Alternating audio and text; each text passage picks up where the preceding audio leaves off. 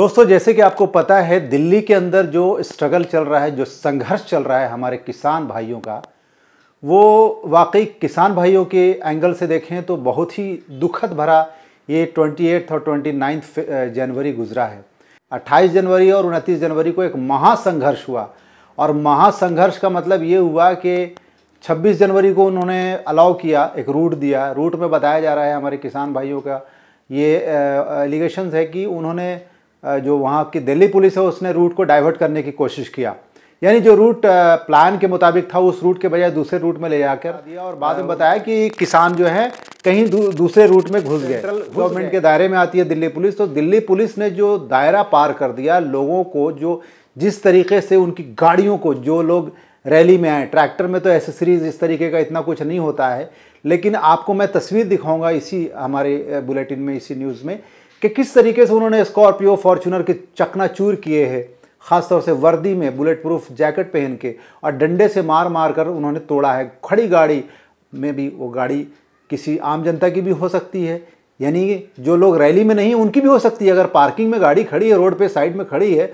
तो वो गाड़ी किसी की भी हो सकती है। लेकिन इस बात की परवाह किए बिना इन लोगों ने अपना पता नहीं किस तरीके का गुस्सा उनकी लोगों की गाड़ियों को तोड़ कर निकाला, और किस तरीके से एक लेवल पे जाने के बाद ऐसा हुआ कि वहाँ पर जो बॉर्डर का एरिया है, यूपी दिल्ली के बॉर्डर का, जहाँ पर किसान भाइयों ने अपने आंदोलन को ऑलमोस्ट मतलब ख़त्म करने के कगार पे पहुँच गए, क्योंकि सरकार ने, गवर्नमेंट ने इस तरीके का उन लोगों के लिए स्ट्रेटजी तैयार किया कि मतलब जो इन्होंने पोक किया बेसिकली, कि इन्होंने उस्काने का काम किया कि पुलिस इनको मारे और ये लोग भी उतावले हो जाएं और गुस्से में आकर ये भी लोगों के साथ, यानी दिल्ली पुलिस के साथ भिड़ंत इनकी हो।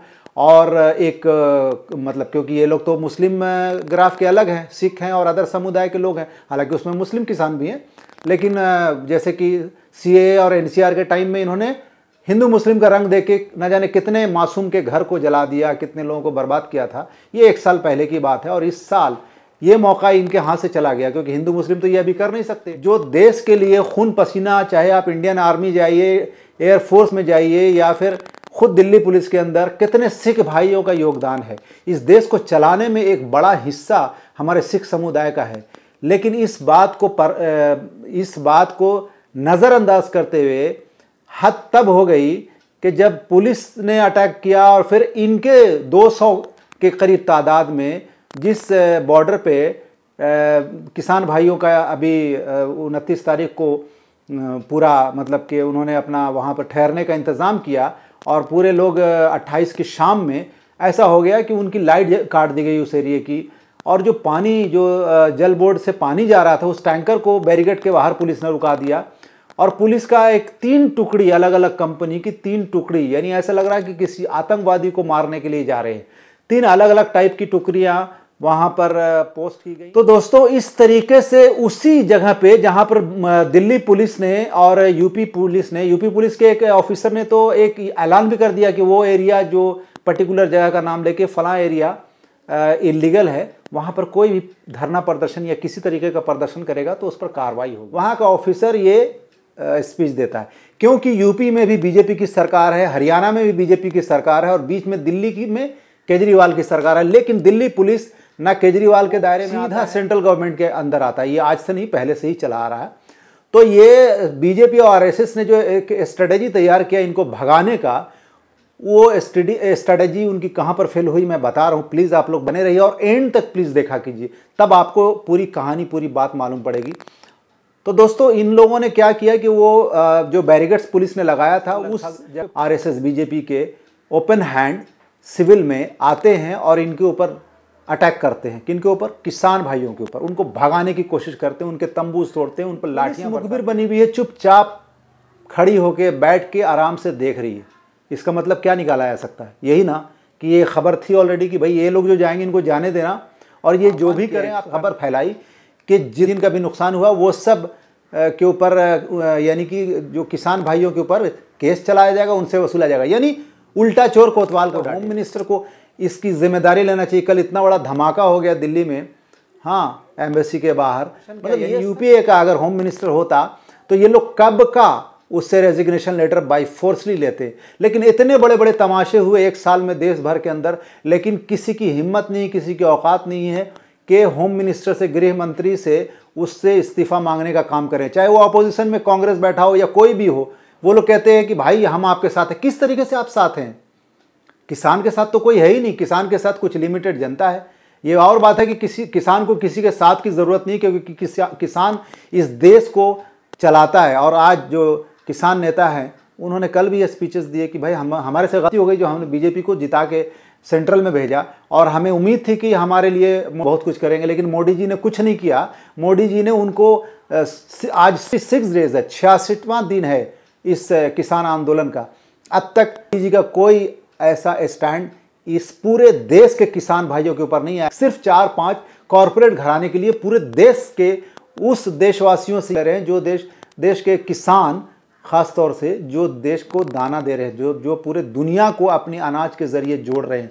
लेकिन पता नहीं क्या डील हो गई है कॉरपोरेट कंपनी से कि वो इस बिल को वापस लेना पसंद ही नहीं कर रहे, उस पर बात ही नहीं कर रहे हैं। वो क्लॉज नंबर ये चेंज कर देंगे, वो चेंज कर देंगे, बात यहाँ तक पहुँच गई।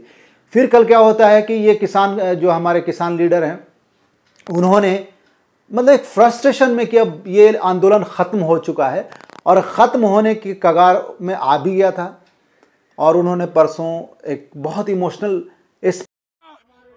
यहाँ पे मोदी के साथ में फोटो खिंचवाने वाले ने कहा जब तक कार्रवाई नहीं होगी, अगर पुलिस प्रशासन यहाँ पाएगा उसका इल्जाम वो पूछ लेगा।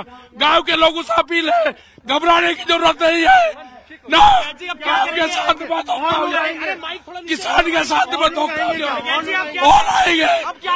आएंगे। उनका रियलिस्टिक था वो कि वो रो रहे हैं, और उन्होंने कहा कि ये सरकार से हमें बहुत उम्मीद थी, लेकिन इस सरकार ने हमें मजबूर कर दिया कि हम सड़क पे मर जाएं, ब्ला ब्ला। और इस किसान, और ऐसी क्या डील हो गई बीजेपी से, जो कॉरपोरेट घराने से, जो हमारी आवाज़ को, हमें कुचलने के लिए ये कानून बनाया गया। यानी कानून में तो सीधा आप लोगों को पता है, जो लोग अभी नए जुड़े उनको मैं बता दूं कि ये कानून में यही है कि जो कॉरपोरेट घराने की कंपनीज है, जैसे रिलायंस और अडानी, ये सब, ये 2-4 कंपनी तो गिनी चुनी है, ये लोग आपसे अनाज सस्ते में खरीदेंगे और उसको स्टॉक करेंगे जब तक कि मार्केट में महंगा, मतलब एक गोभी है ना, तो वो मिलेगी 350 रुपये की, जो मार्केट में 10 रुपये की मिलती है।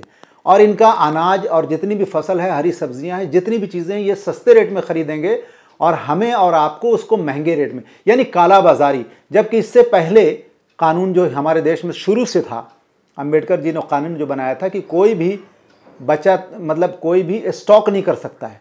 स्टॉक मीन्स कि कोई अनाज या कोई भी स्टफ, कोई भी चीज़ को वो अगर स्टॉक में रख के और काला बाजारी करेगा तो ये गैर कानूनी होगा। उसको काला बाजारी कहते थे, बचतखोरी कहते थे।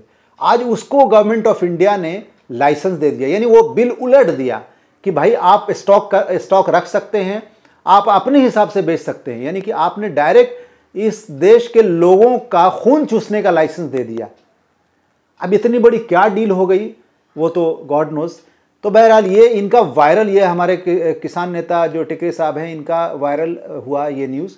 और शाम होते होते, रात होते होते, पूरा मतलब लाखों की तादाद में भाई साहब कल दिल्ली और यूपी के बॉर्डर पे, गाज़ियाबाद के पास टिकरी बॉर्डर पे लाखों की तादाद में उनका इमोशनल ये वायरल क्लिप देखकर जमा हो गए। और ये आंदोलन ख़त्म होता हुआ नज़र आ रहा था, लेकिन बहुत बड़े लेवल पे ये अभी स्थापित हो गया है। और इतना तो ज़रूर है दोस्तों, आपको आज की बात याद रखनी है कि इस बिल को हर हाल में गवर्नमेंट ऑफ इंडिया को वापस लेना पड़ेगा, क्योंकि इस बिल के अंदर एक लिमिटेड समुदाय के लिए, एक लिमिटेड कॉर्पोरेट कंपनी के लिए 2 या 4 या 5 कंपनी होंगी।